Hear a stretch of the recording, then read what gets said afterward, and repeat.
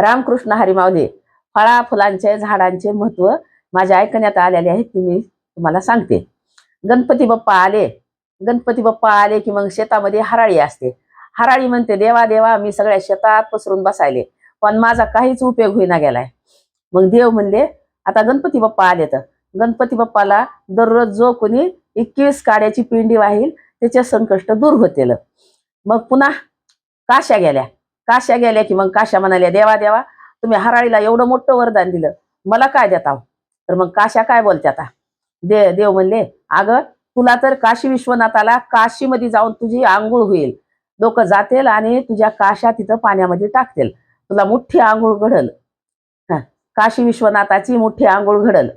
हा, मग पुढं काय झालं? पुढं मग दसरा आला, महालक्ष्मी आल्या. महालक्ष्मी आल्या की मग सगळ्या भाज्या गेल्या देवाकडे रडत. देव म्हणाले, का आलात का आलात? मग सगळ्या ती भाज्या म्हणाल्या, देवा तुम्ही सगळ्यांना मान दिला, फुलांना फळांना सगळ्यांना मान दिला, आमचा काय मान आहे? तर म्हणले, तुमच्या हार लक्ष्मीच्या फुलं गेले, भाज्या गेल्या. मग भाज्या त्या दिवशी आपण मिसळ भाजी करून महालक्ष्मीला नैवेद्य दाखवित आहोत आणि फुलांचे पण हार घालीत आहोत, नवीन नवीन तरोतरीचे. फुलं पण रडत गेले होते. मग ते फुलांचे हार महालक्ष्मीच्या गळ्यात घालतात. मग त्यांना मोठा मान दिला. मग भाज्या पण गेल्या, भाज्या पण म्हणल्या, आम्हाला काहीतरी वरदान द्या. मग त्या भाज्याली देवानी वरदान दिलं, तुमच्या महालक्ष्मीला तुमची भाजी, मिसळ भाजी, सगळ्या भाज्यांची भाजी घेऊन शिनी तुमचा नैवेद्य दाखवितेल.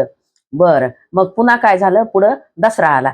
दसरा आला की मग दसऱ्याच्या टायमाला आपण घटस्थापना 8 दिवसाची, 9 दिवसाची, 10 दिवसाची असते. मग घट उठायच्या त्या दिवशी काय असतंय? राळ्याचा भात आणि बाजरीचा नैवेद्य असते. मग ती राळे आणि बाजरी देवाकडे रडत गेली होती.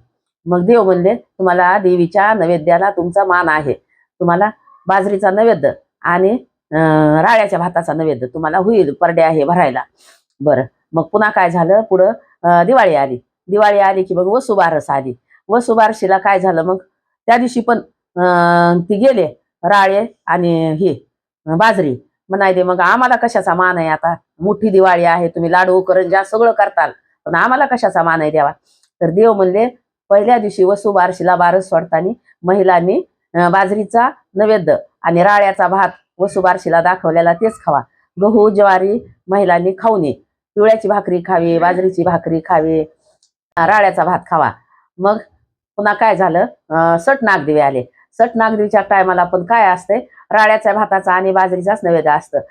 येळकोट येळकोट करायला ह्याचे बाजरीचेच नैवेद्य आणि वांग्याचं भरीत हे असतं.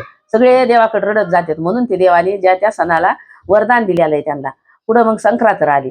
संक्रांत आली की भोगीच्या त्या दिवशी बावच्या गेल्या रडत देवाकडे, देवा देवा तुम्ही सगळ्यांना वरदान दिलं, मग मला कशाचं वरदान आहे? तर देव म्हणाले, सवासनीचा ज्या दिवशी मान आहे भोगीचा, त्या दिवशी त्यांच्या भागामध्ये त्या बावच्याचं मिश्रण करून लावावं. तिथं बावच्यानी मान दिला आणि तिळा तांदळाचं उठणं करून पूर्ण अंगाला लावावं आणि बावच्या डोक्यामध्ये लावाव्या. बरं, मग पुढं काय झालं? पाडवा आला.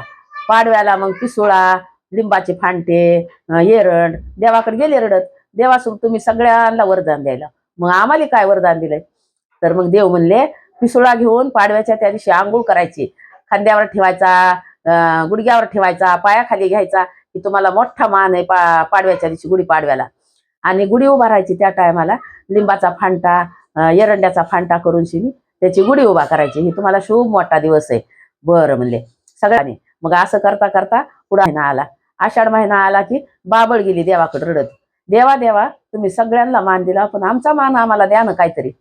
मग देव म्हणले, तुला पण मान आहे, तुझी पालवी नवी उगवल, तिथं लोक तुझी पूजा करतील, ओटी भरतील, तुला लेकरं बाळ पाया पडाव्या आणतील, नैवेद्य दाखवितील, ही तुला खूप मोठा मान आहे आषाढ महिन्याचा. बरं, मग पुन्हा पुढं काय झालं? दिव्याची अमावस्या आली. दिव्याची अमावस्या आली की मग दिव्याच्या त्या दिवशी मग बाबळीचे फुलं गेले रडत देवाकडे.